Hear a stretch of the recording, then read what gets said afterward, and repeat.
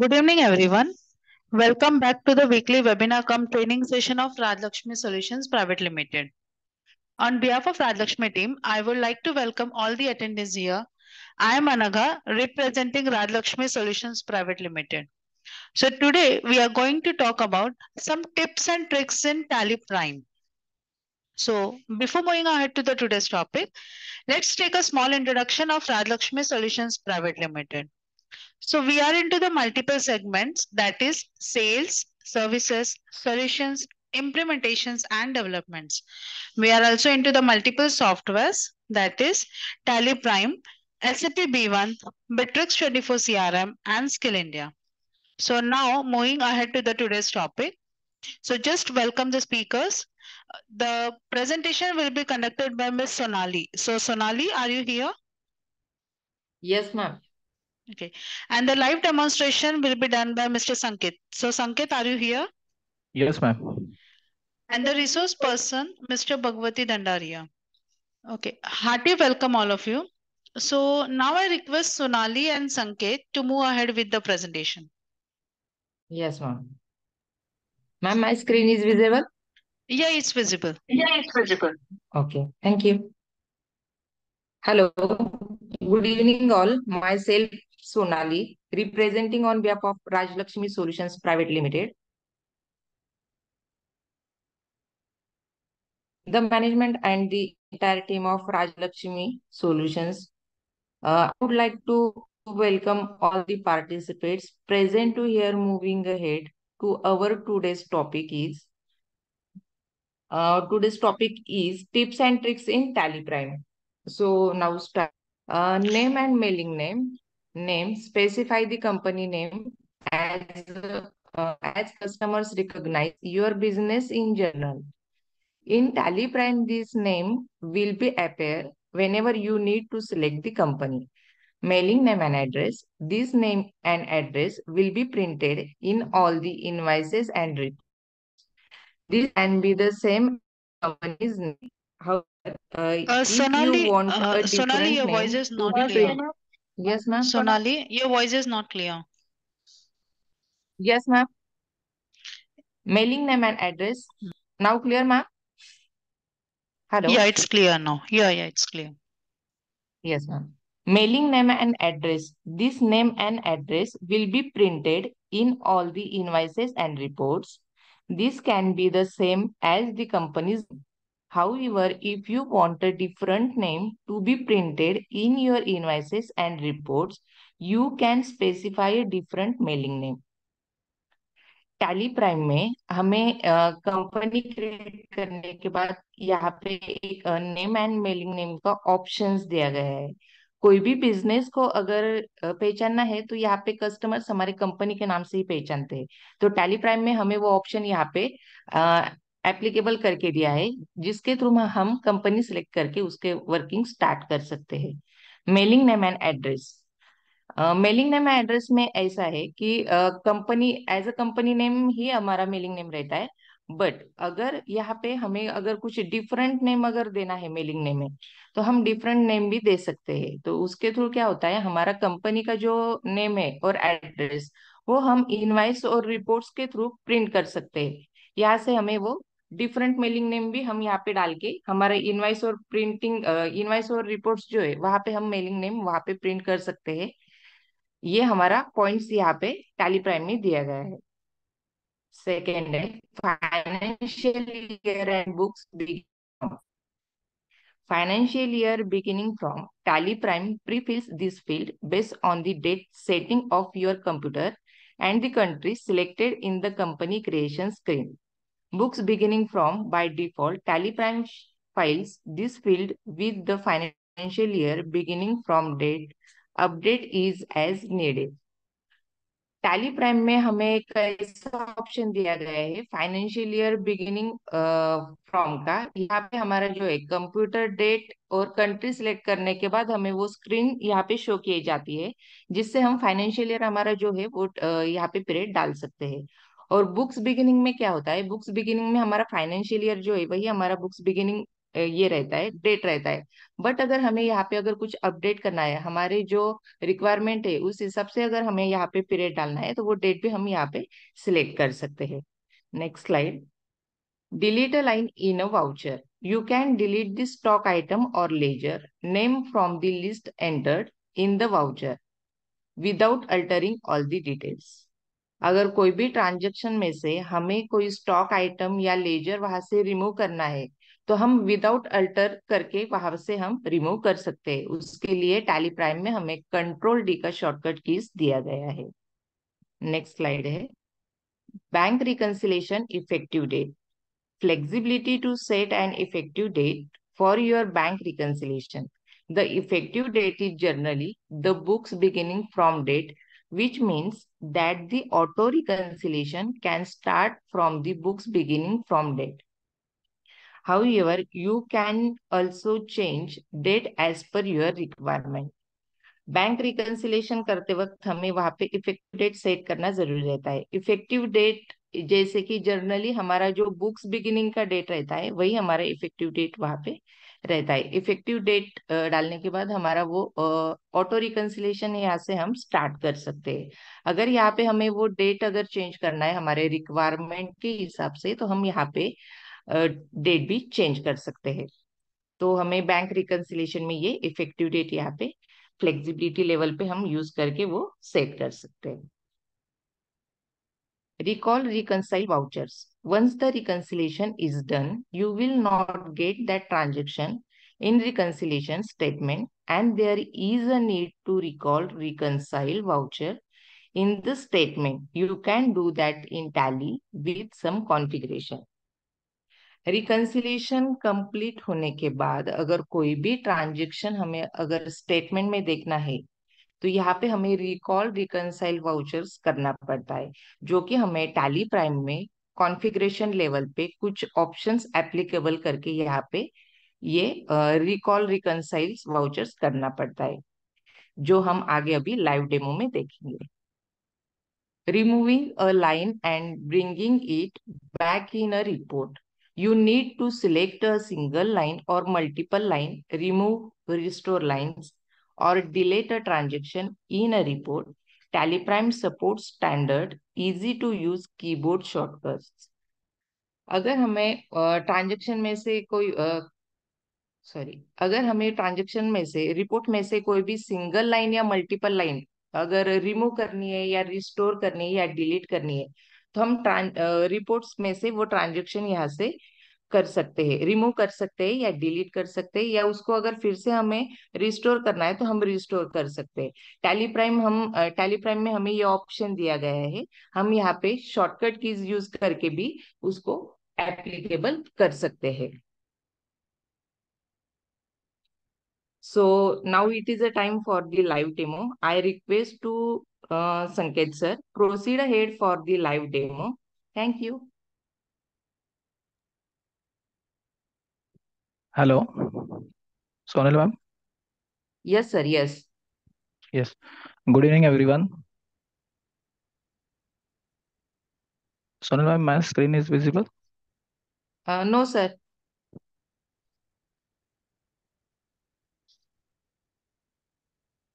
Yes, sir. Visible. Tally open. Yes, sir. Okay, presentation Sonali ma'am. My name is Sanket Jadhav, representing behalf of Rajalakshmi Solutions Private Limited. तो आज का topic है tips and tricks in tally prime.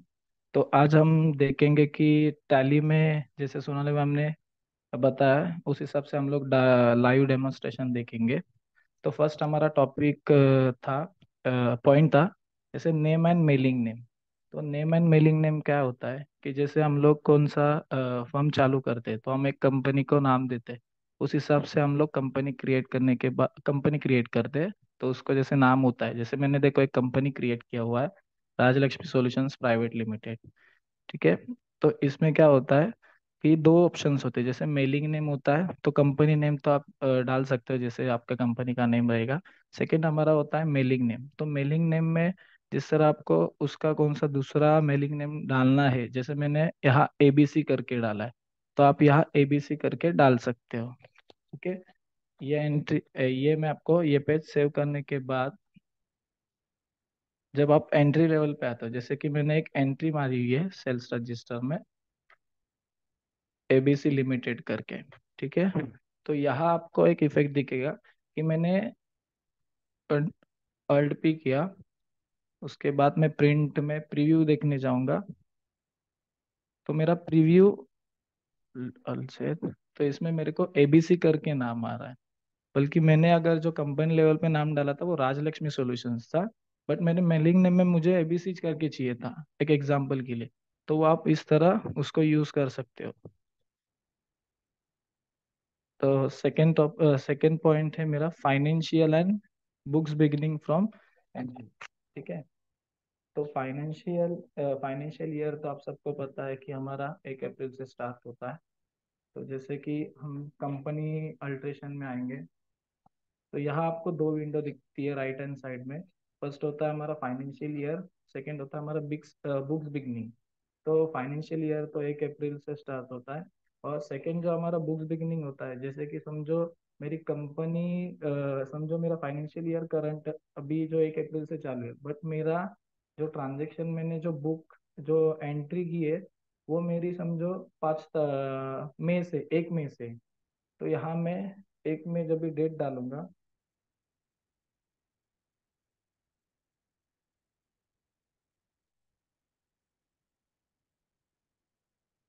यहाँ डालने के बाद मैं save करता हूँ,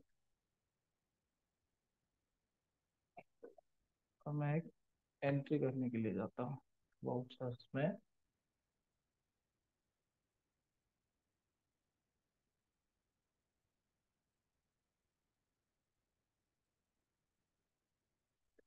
तो मैं यहाँ, अगर समझो मेरा बुक्स बिगनिंग मैंने 1 मई का डाला है, ठीक है, तो मैं यहाँ 1 मई डालूंगा तो मेरा आगे बढ़ेगा। बट यहाँ अगर मैं F2 में इसके पीछे का डालता हूँ, अगर समझो 31, सॉरी, अप्रैल का, तो मेरा आगे नहीं जाएगा। तो इस हिसाब से आप बुक्स बिगनिंग में डेट सिलेक्ट करके आपका कंटिन्यू कर सकते हो एंट्री। थर्ड टॉपिक से अपना delete a line in a vouchers. इसमें क्या होता है कि जैसे हम लोग सेल्स एंट्री या सेल्स एंट्री में जैसे स्टॉक आइटम यूज करते हैं या कि उनसे सर्विसेज लेजर यूज करते हैं, तो हम लोग, हाँ, तो यहाँ देखो मैंने ये आपको एग्जांपल के लिए 2 आइटम्स लिए हुए हैं, एक आइटम 1 और एक आइटम 2। तो इसमें क्या होता है कि इनके समझो मुझे अगर मैं एंट्री सेव कर रहा हूँ, यहाँ आने के बाद जब मैं एंट्री सेव करूंगा, तभी मेरे को समझो ये एंट्री करते समय और एंट्री होने के बाद अगर समझो मेरे को आइटम 2 ये आइटम नहीं चाहिए, तो मैं यहाँ से कंट्रोल D करके करूंगा तो मेरा आइटम चला जाएगा, यहाँ से निकल जाएगा मतलब। तो यहाँ मैं डायरेक्टली यहाँ से सेव कर सकता हूँ। अगर मैं यही एंट्री फिर से ओपन करने जाता हूँ तो मेरे को आइटम 1 करके ही दिखेगा। तो इसके लिए मेरे को एंट्री के बाहर जाने की जरूरत नहीं है। आप सेम टाइम में वहां से ही आप उसको रिमूव कर सकते हो, उस आइटम या सर्विस लेजर को, जो कुछ भी आपका रहेगा उस हिसाब से आप वो जो आइटम्स या कुछ रहेंगे वो रिमूव कर सकते हो। देन हमारा फोर्थ पॉइंट है बैंक रिकंसिलेशन इफेक्टिव डेट। तो इफेक्टिव, जैसे सोनाली मैम ने बताया, रिकंसिलेशन, बैंक रिकंसिलेशन और इफेक्टिव डेट के बारे में, जो हमारा डिपेंड होता है बुक्स बिगनिंग के डेट के हिसाब से। एक मिनट, मैं डेट चेंज करता हूँ। ये-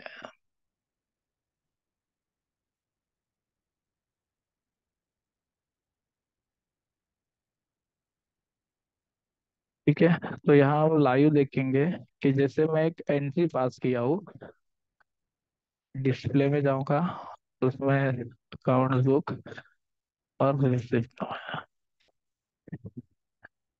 रिसिप्ट में मैंने एक एंट्री पास की है, जैसे मैंने अकाउंट्स एक बैंक अकाउंट हम लोग को पहला ओपन करना पड़ेगा। उसके लिए। तो मैंने बैंक लेजर में गया, तो मैंने एक HDFC बैंक बनाई है। तो उसमें आपको यह कॉन्फ़िगरेशन में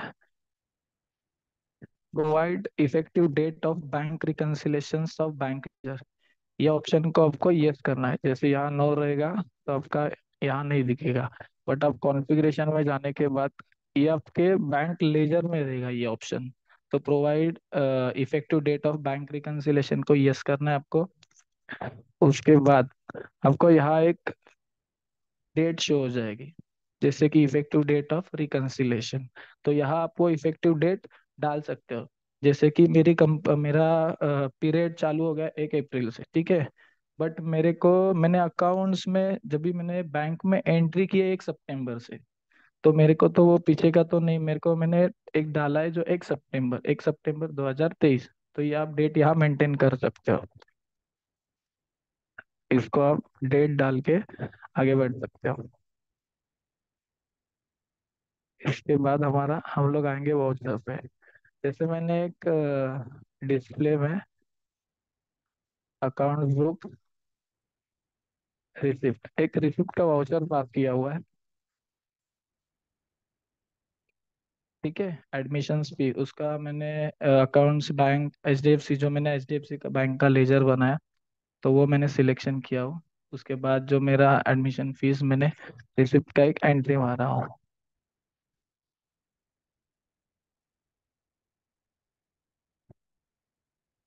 तो यहाँ एंट्री सेव करने के बाद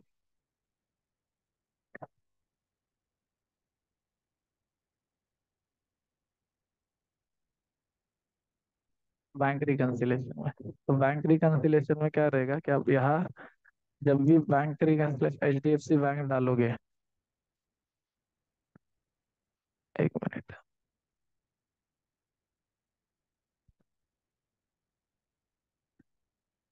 DA रिसिप्टेंट,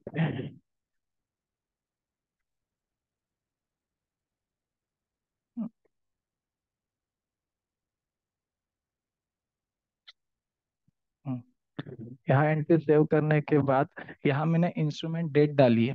जैसे कि मेरा अभी मैंने जो इफेक्टिव डेट डाला था वो मेरा 1 सितंबर का था, ठीक है। और मेरी एंट्री है 1 अक्टूबर की, बराबर। पर ये इंस्ट्रूमेंट डेट का डेट है 31 जुलाई 2023, ठीक है। तो यहाँ ये एंट्री मेरे को इंस्ट्रूमेंट डेट डालने के बाद एंट्री में जब भी सेव करूंगा,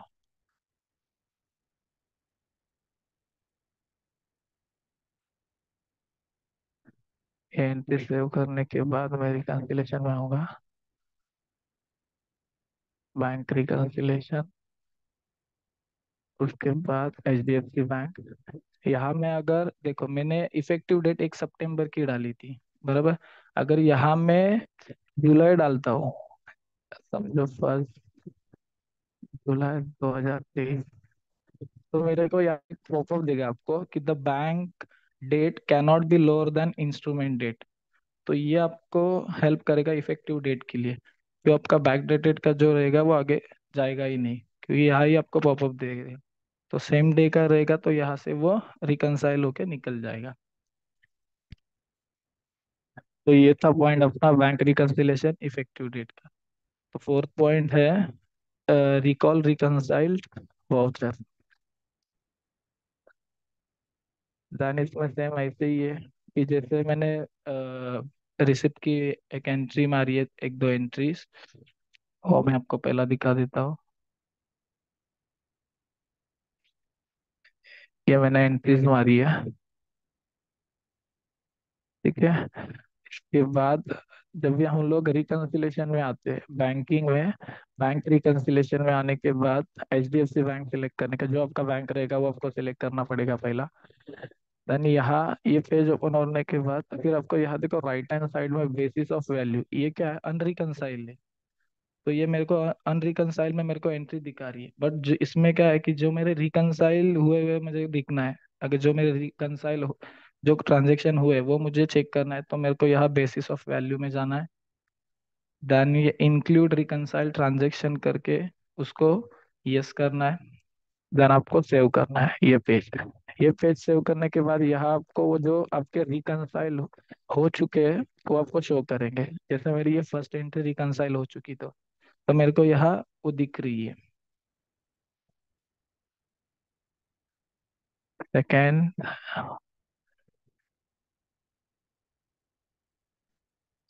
जैसे मैं एंट्री लेवल पे आता हूँ अभी,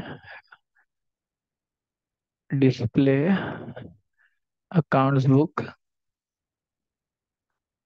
रिसिप्ट रजिस्टर, यहाँ आने के बाद जब मैं एंट्री ओपन करता हूँ तो ये मुझे एक यहाँ कॉन्फ़िगरेशन में remove bank date while altering ये एक ऑप्शन है। जैसे कि देखो अभी मैंने जो रिकंसाइल हमें शो कर रहा था वो बैंकिंग रिकंसिलेशन में जाओगे, HDFC बैंक में, तो मेरा रिकंसिलेशन जो हो चुका है वो मेरे को शो हो रहा है। वो एडमिशन फीस, ये मेरा एक वाउचर है रिसिप्ट का जो मेरा रिकंसाइल हो चुका है। ठीक है, अभी इसको मुझे एडिट करना है तो मैं क्या करूँगा, वहाँ जाके 1 अक्टूबर की जो हमारी वाउचर एंट्री है उसको मैं जो 1000 है उसका अमाउंट चेंज करता हूँ। जैसे कि मैं डिस्प्ले में गया, accounts book, then receipt register, यहाँ आने के बाद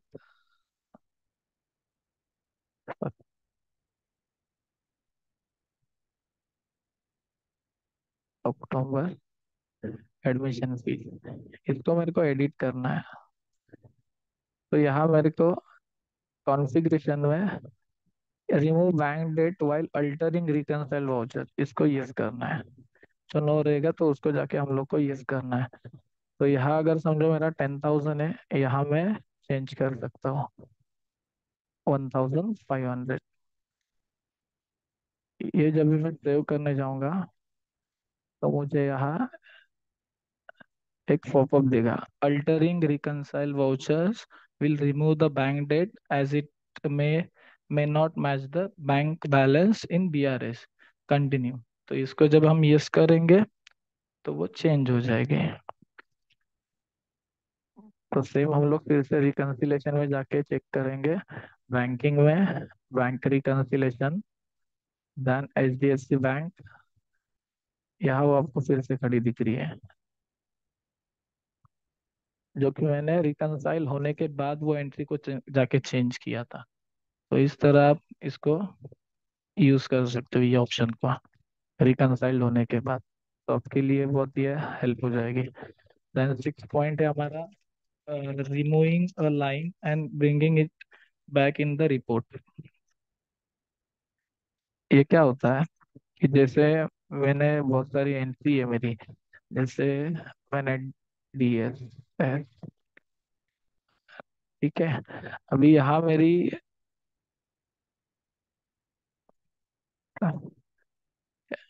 यहाँ मेरी 2 एंट्री आपको दिख रही है। ठीक है, तो यहाँ से आपको समझो ये एंट्री को रिमूव करना है तो आप इसको यहाँ रिमूव लाइन करके एक ऑप्शन है नीचे टास्क बार के इधर, तो इसको आप रिमूव कर सकते हो। ठीक है, तो ये एंट्री यहाँ से हाइड हो जाएगी। अगर इस यही एंट्री को सेम फिर से आपको लाना है तो आप रिस्टोर लाइन करके भी ऑप्शन है, तो इसको आप रिस्टोर करोगे तो यहाँ एंट्री आपको दिख जाएगी। सेकंड अगर समझो, मतलब यहाँ बहुत सारी एंट्री हो सकती है, उस कौन सी भी एंट्री को आपको बीच में से करना है, अभी मेरे को सेकंड वाली आपको दिखानी है तो मैं इसको भी हाइड कर सकता हूँ बैक करके, और फिर से मैं उसको एंट्री करूंगा तो मुझे दिख जाएगी। तो इस तरह आप ये सब फीचर्स को आप यूज कर सकते हो। That's and for my side. Thank you, Sonali and Sanket, for your presentation. So, if anyone have any questions related to this today's session, you may just connect to your key account manager for any support and any new requirements. And this session will be uploaded in the YouTube channel. So be connected to our social media to get the our latest updates. Thank you so much for joining today's session. So now I will wind up the session. Thank you, everyone.